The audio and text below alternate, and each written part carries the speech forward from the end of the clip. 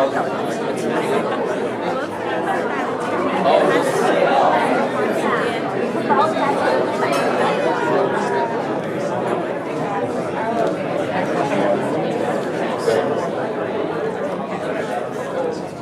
afternoon. Can people in the back hear me?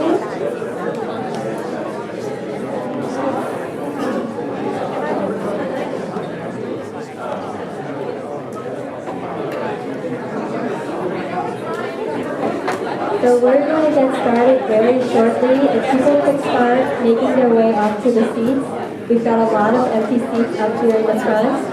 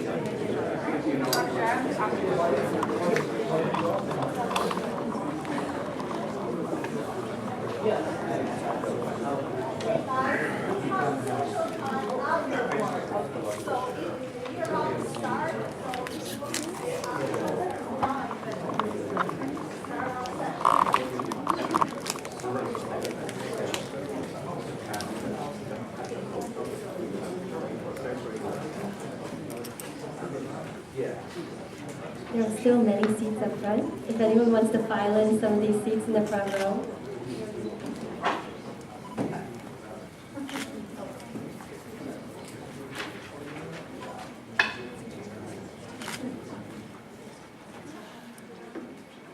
Okay. Good afternoon. So we're going to get started with our second session. This forum will consist candidates from Districts 3 and 5. Thank you for joining us today. We hope this forum will provide a full and complete exchange of information. Before we begin, we'd like to again thank a couple people who made this event possible.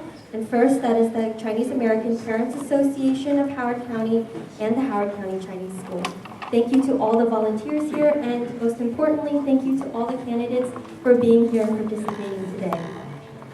My name is Rachel Yu, and I will be the moderator for this discussion. We will first begin with opening statements from each of our candidates. We ask that these statements be kept to 1 minute long.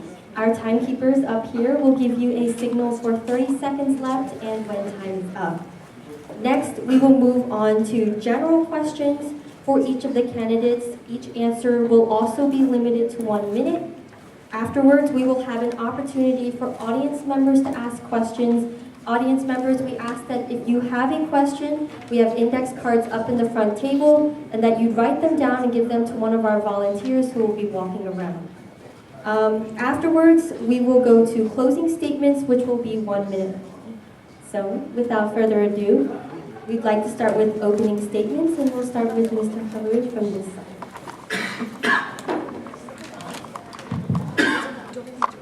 Good afternoon, everybody. My name is Harooj Hatfu. I'm running for County Council for District 3. I'm running for County Council because to break the grip that developers have on county government. Your quality of life is directly linked to the decisions made by the County Council with respect to zoning, land use, and growth management. And for a very long time, I think that those decisions have been made by developer influence, and we need to change that. So thank you for CAPA and HCCS for holding this forum, and I look forward to answering your questions.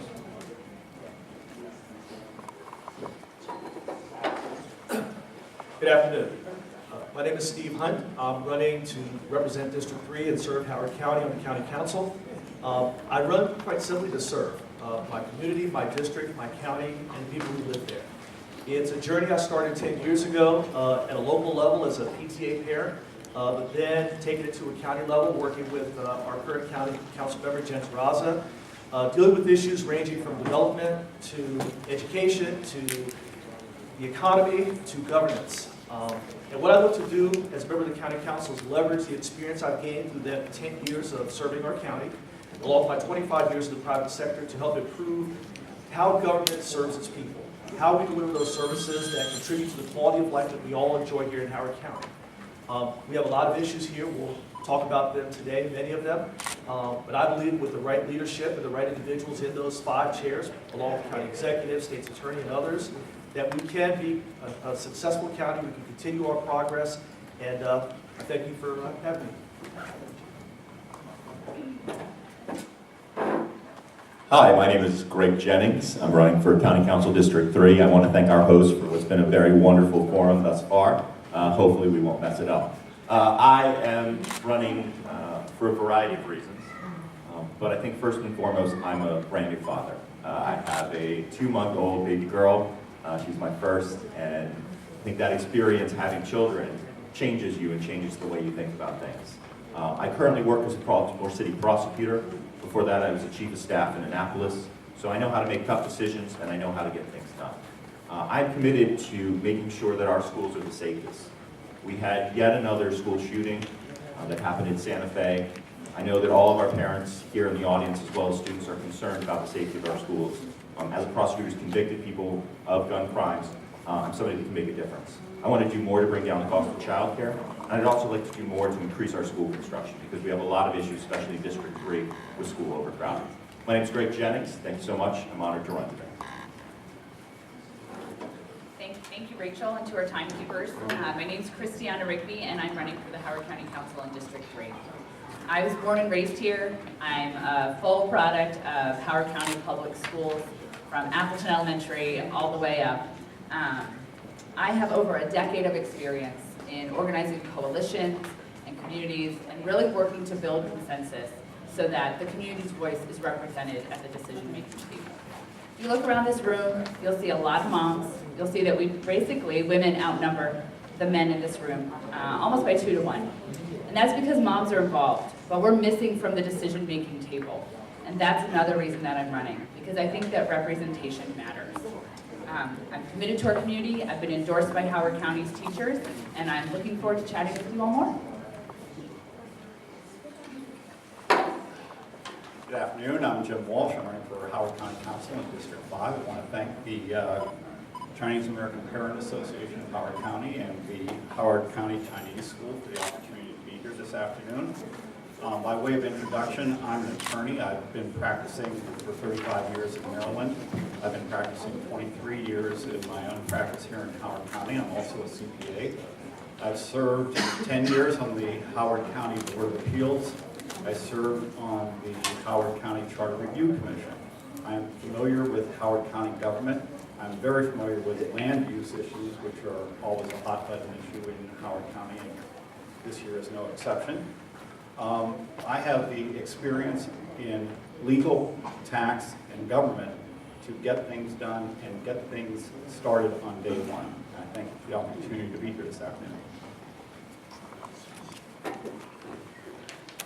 Thank you all for inviting me. I'm David Youngman. I am a Republican candidate for District 5, which is basically the whole western half of the county.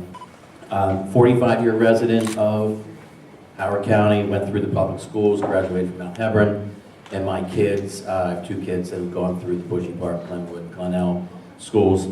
I'm a finance guy by trade.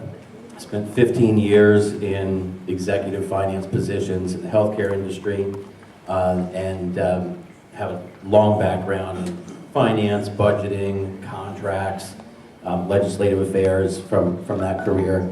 And for the last 15 years, my day job has been as a realtor. I have an Ellicott City-based real estate team. I've represented the community in a ton of ways over the last 15, 20 years, served over a half dozen nonprofit boards, and touch a lot of the different areas of the county. Education, schools, economic growth. Thanks for inviting me.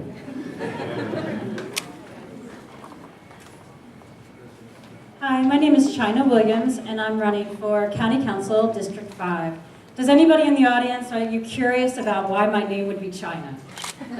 I figured you might have some questions, yep. Obviously, I'm not Chinese, but my father traveled through Hong Kong as a young man, and he was inspired by Richard Nixon's friendship with China in the 1970s. That inspired my name as well. Growing up, we had Chinese art that he collected from that trip in our house, and I grew to love foreign countries and cultures. I became a travel writer because I wanted to see the world. Oh gosh, 3 seconds is fast. Anyway, I have 2 children at Triadelphia Ridge Elementary, high trust parents. I'm an education advocate. My oldest son attended a school in Baltimore County that didn't have air conditioning. I got together with other parents to lobby for a new school building. I look out for kids and I look out for education. And my family moved here specifically for the schools. I took a look at the school budget 2 years ago and realized that if we don't do something soon, our schools will not remain top-notch. Thank you. Thanks for organizing.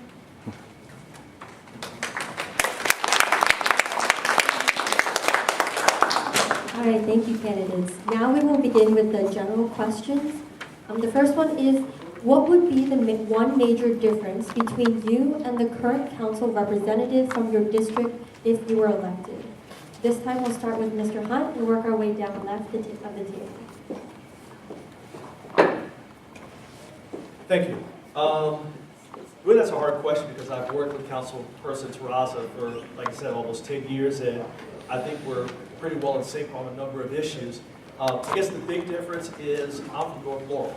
And if you don't understand the geography in District 3, there are a multitude of communities there. I'm from the far southeast. I live right off of the Route 1 corridor.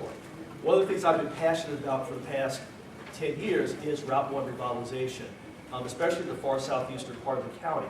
I believe it is an area that is prime for revitalization. It is an area that is long overdue for redevelopment and improvement. And I think that will be the big difference I'll bring to the table, because it wouldn't just be something that I look at from a faraway part of the district or a faraway part of the county. It's something I would be passionate about because that's my home.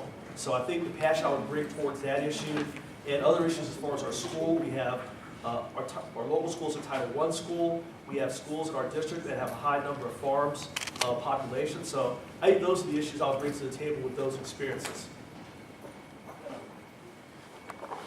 So I think first I'd like to sort of congratulate Jen Terraza on 12 years of honorable service to the Howard County Council. She has been a tireless advocate for children, a tireless advocate for affordable housing, and I think you have 4 people who I think would be good successors to her and champions on those same issues. In terms of it, I think we have slightly different backgrounds. And I think one of the things we haven't had on the council is somebody with experience in law enforcement, I think since Roby. And with regards to that, you know, I serve as a prosecutor. I'm also somebody that was a military dependent. My father served in the military. We lived overseas in Southeast Asia. And there are a lot of military families, and I think I bring sort of a unique understanding as somebody who traveled from base to base, who was one of those kids that moved all the time. So what that goes into and what entails, because there's a lot of people in Fort Meade who live here in Howard County. With regards to it, I would echo what Steve said. Both Steve and I are from the same region in Laurel. We live not too far from each other, and that is an area that is crying for economic redevelopment. That is an area where we can really have, because there's close MARC trains, we can really make a change, and that's something that I'd like to work on. Thank you. So, like my colleagues, I've worked, I really appreciate Jen Terraza's service. I'm service vice chair on the Kingston Tribe Village Board, and as such, I've worked with her on a lot of local issues. And I've always appreciated how responsive she is to a lot of our community issues. And I would bring an even increased dedication to that kind of work when it comes to constituent services. If you reach out to my office, you will get a response. I will listen, and I will think very seriously and work with you on these issues in your community.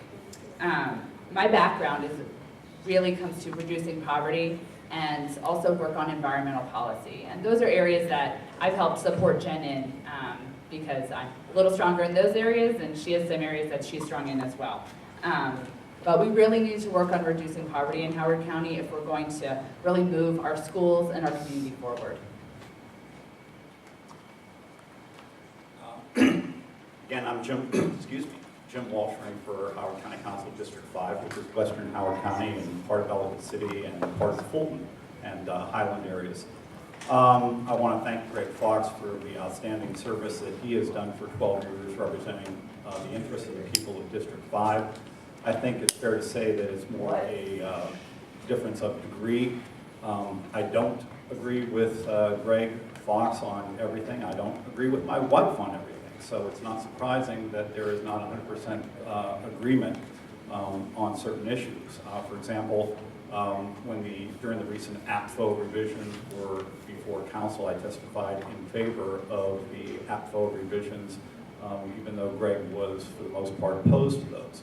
I'm my own person. I intend to use my own judgment to represent the people of District 5 to the best of my ability, and I would appreciate the opportunity to have that service, to provide that service to you. Thank you.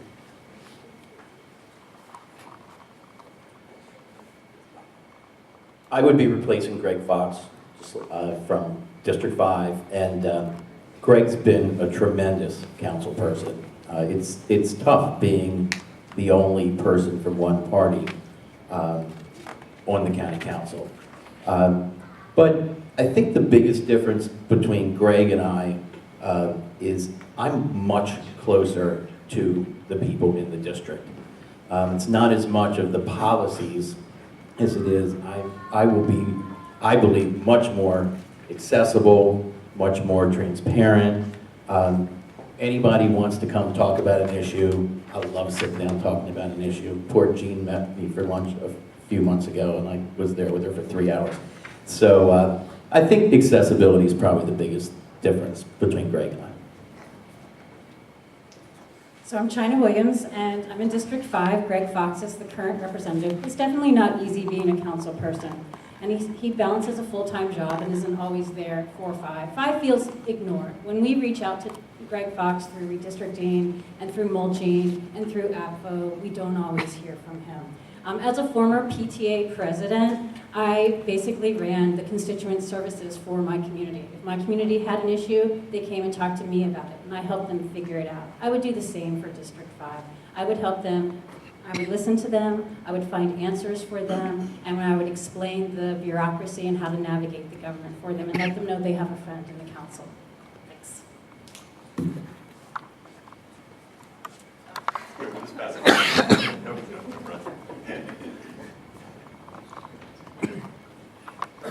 So one major difference between me and Councilwoman Terrasa is I was born in Ethiopia and she was born in the U.S. She's a great advocate for schools. She led in the fight to improve the school capacity standards with respect to our growth management ordinance. And my background, I'm a nuclear engineer, and I look at issues from a data perspective. And I hope to continue that fight by calling out a lot of the decisions that I have seen where data was not a major influence, by calling that out and making sure that the welfare of the schools, which is the school system is the crown jewel of the county, and we need to protect that. And the best way to do that is making sure that decisions are made based on data. And that's what I will hope to do if I got elected. All right, thank you, candidates. Our next question is, what are the challenges facing the county budget, and what would you do to improve it? The Howard County budget is a $1.5 billion process, $1.5 billion, and it is everything from our schools, which is about 52% of our budget, to our first responders. There's several problems. I think first and foremost, we have an issue that we're not spending enough on school construction. You look at a lot of the counties, especially in the eastern part, from stretching from Circuit Elkridge down pretty much all of Route 1, you have overcapacity in your high schools. And we need to spend more. We need to invest more to make sure that we bring our school construction up to an adequate level. The other thing that I'm very concerned about is the state of our rainy day fund. The way the law has changed on the federal level in terms of the help and aid that we will get from the federal government in the event of an economic downturn, in the event of a natural disaster, those laws have been reformed to be far less generous, to be far less giving. And I'm very concerned that when the next economic downturn hits, that our rainy day fund will be insufficient. So those are two of the budget things that I'm very concerned about. Thank you. Thank you. So I agree that we certainly have significant challenges ahead. I think we need to really work to encourage small business growth in Howard County and work to diversify a lot of our revenue streams. Currently, we're a little over-dependent on certain sources of revenue, and I think that by growing, especially our small businesses, which are really the backbone of our economy, we can really enhance our commercial tax revenue, and that in turn will support our county's budget without overburdening a lot of our services.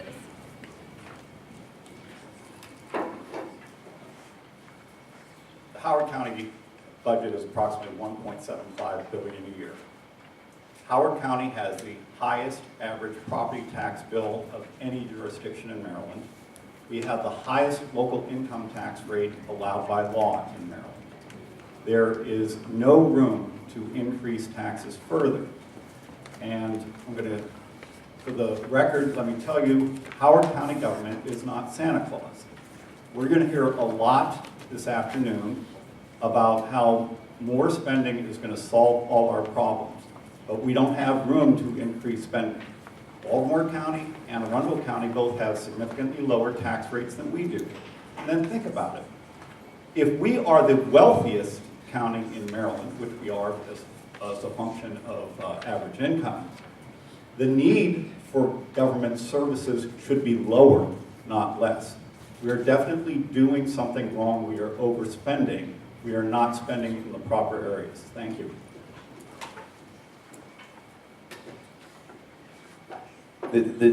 My two major concerns, which was the question, are we've fallen behind on infrastructure, school construction is part of that, obviously, and the $50 million teacher health fund deficit that the previous superintendent created. It's going to be hard to fill that hole as well as fund the operating budget of the schools.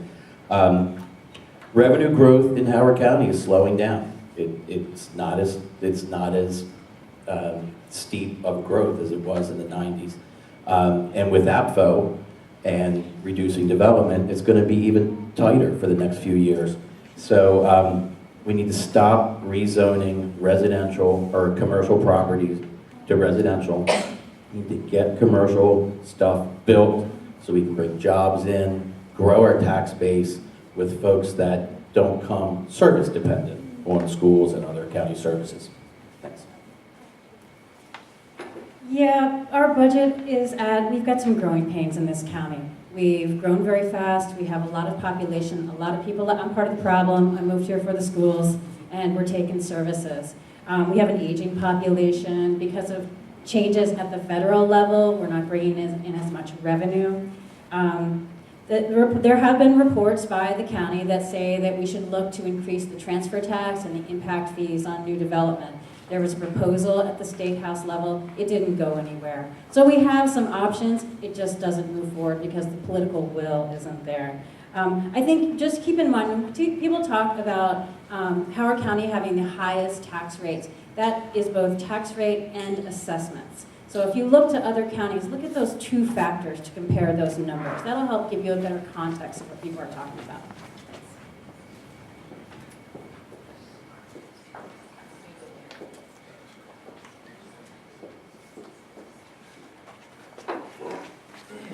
This is an example of where a decision was made, decisions that are made not based on data affect us. One example is the school impact fees that the county charges for new development. On average, according to the county's numbers, we charge around $5,000 for new homes, whereas a school costs anywhere from $50,000 to $80,000 per new student to build. And so for the last 15 years, since when we first started to charge these impact fees, because of the low school impact fees, we have foregone anywhere from $300 to $500 million that we could have used to build schools or to renovate schools. And so one of the reasons the county faces these challenges is because of these decisions that are not made based on data. And so we need to change that. Well, I'm glad we're having this conversation. I've spent 4 years on the County Executive Spending Affordability Advisory Committee, and for 4 years we have been telling anybody who would listen that we need to have a serious conversation about our fiscal future, that we're getting ourselves to a position where we can no longer deliver the services that contribute to our quality of life. That conversation, I would encourage all candidates, everybody here, to read the Spending Affordability Report. If you have any questions, you can ask me as a member. For the Association of the School Representatives of the committee would be happy to come in and talk about this very document. It's very important to talk about. It really is an all-of-the-above approach. There are those who say we can cut, freeze, furlough, and lay our way out of this problem. We cannot. We have to have a conversation about revenues and revenue sources, whether it's impact fees. I've been an advocate for an increase in the transfer tax. There are some other use fees that can be looked at. We need to have, I would recommend a commission to look at this from a big picture standpoint to see what we can do to ensure our fiscal health going forward. And I would love to be a part of that. Thank you. All right, thank you. So now we will be moving on to audience questions. And our first one is, how do you plan on implementing solutions to school safety and security? Sure. So just to give you a little bit of context, I was in 8th grade at Hammond Middle School when Columbine happened. And at the time, it really felt like this one-time event that could never, ever happen again. And now in the fall, my daughter's going to enter our public schools. And to say that I am terrified or that I stay up at night thinking about this would be an understatement, especially as it seems to happen so frequently in the news. It feels like it could really happen anywhere. I think we need to look at how safe our building structures are. If we're sending kids out to portables, but spending money to put buzzers on the front, how is that increasing anyone's safety? We need to invest in school counselors, in ensuring that students who are experiencing mental health crises have the access that they need to get help, that students who are concerned about other students also have their concerns taken seriously. And while the opportunities are limited, I am absolutely for increased gun control.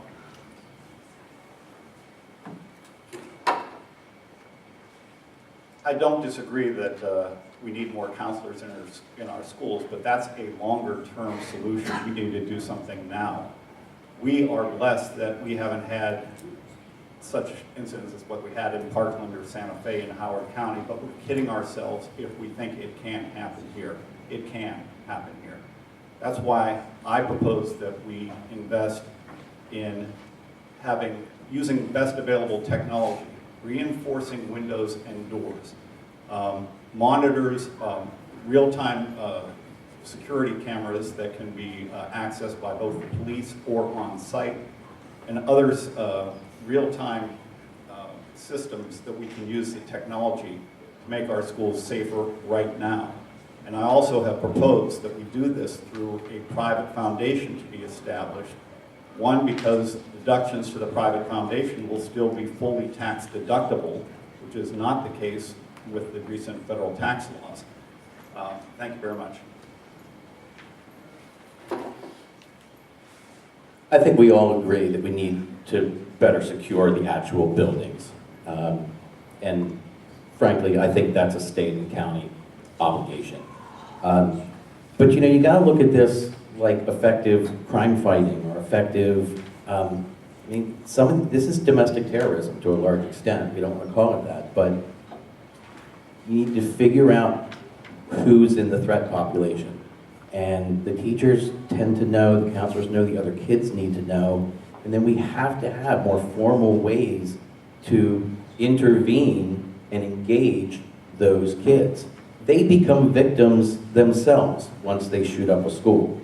So there's got to be a way, there's best practices to connect with these kids and try to head them down a different road, because you're never going to fully secure the football field or other places where kids gather.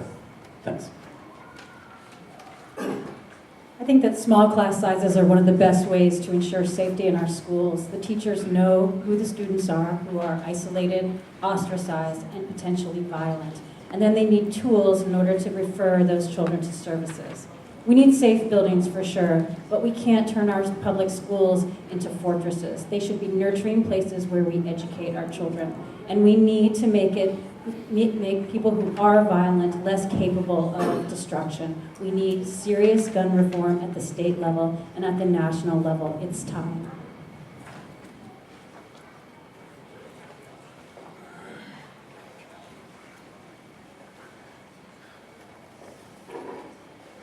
So this is another example of where special interest influence has diverted the discussion from the real issue. While we were talking about retrofitting our windows with bulletproof glass, lobbyists are actually calling for approval of armor-piercing bullets. And so when we are having these discussions about how to make schools safer, we're not addressing the issue, which is guns. So we need to look at the issue, we need to call it out, and we need to not get distracted. They're actually talking about arming teachers at the highest levels of government. It's ridiculous that we're having this discussion right now from credible people. So we should not accept this as a question about mental illness or whatever. People who are mentally ill are more of a harm to themselves statistically than to other people. It's a diversion. Focus on the guns.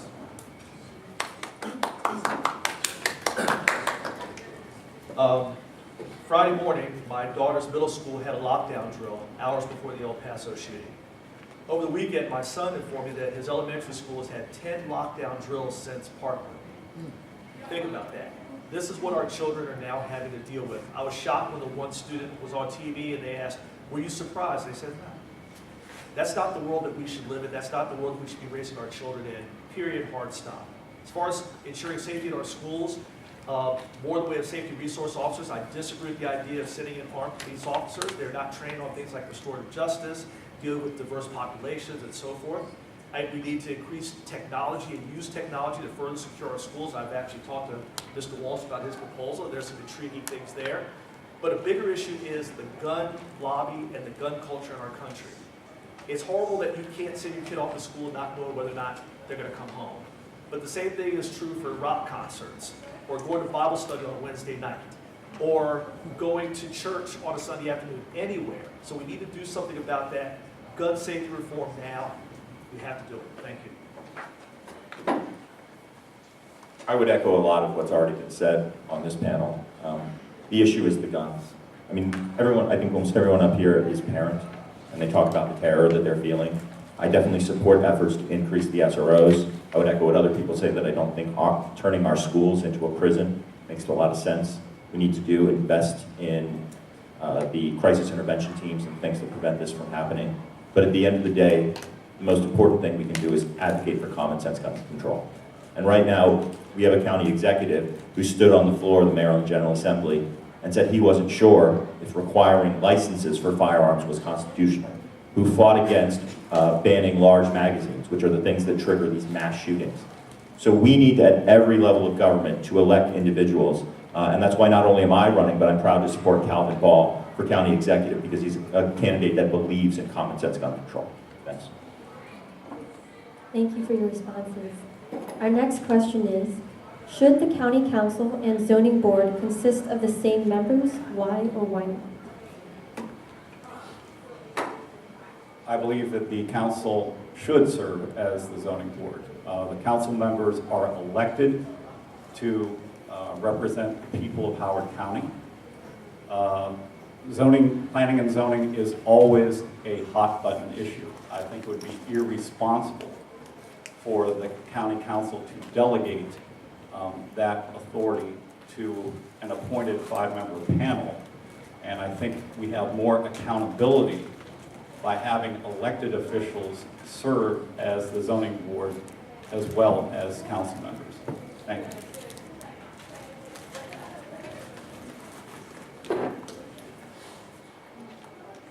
I want to see them separated. But the major impediment to separating them is exactly what Jim just said.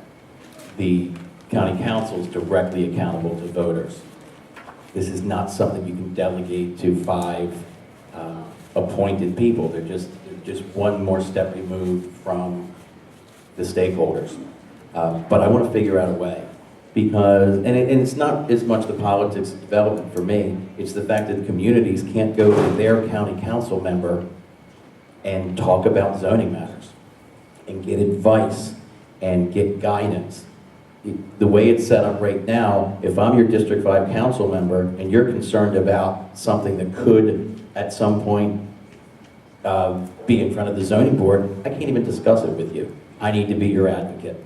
So I recognize that we do have a challenge to overcome as far as accountability, but I want to see them separated. It's a great question, because we're all looking for more accountability on the zoning side. We see our communities growing way too fast and not enough infrastructure being put into place. Accountability is only available if the voters know what the decisions are that are being made, but how many of us really know how our county representatives have voted on zoning decisions? It's hard to follow. We have a lot to do. I think that it's a false choice. Both are unaccountable options. So let's look at what other communities are doing to try to find maybe a hybrid solution so that we can hold people accountable and have more policy academic holders in the office rather than, sweet jobs for special interests.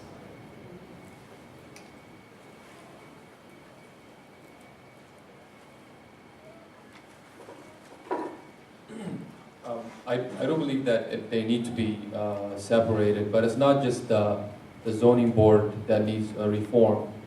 In my platform, I identified 2 areas that we need to address. We also need to reform the planning board. The planning board makes decisions that impact everybody in the county, and based on my observations, a lot of decisions are just routine. There's no there's no demonstration that there's no deliberation on issues. It's very perfunctory. So it needs to be reformed. The planning board does need to be reformed. The other thing is, I think the citizens need a citizens attorney when they go into the zoning board or the planning board. The current format, when you go into the planning board, if there's a quasi-judicial format, you are not familiar with the procedure, you're not familiar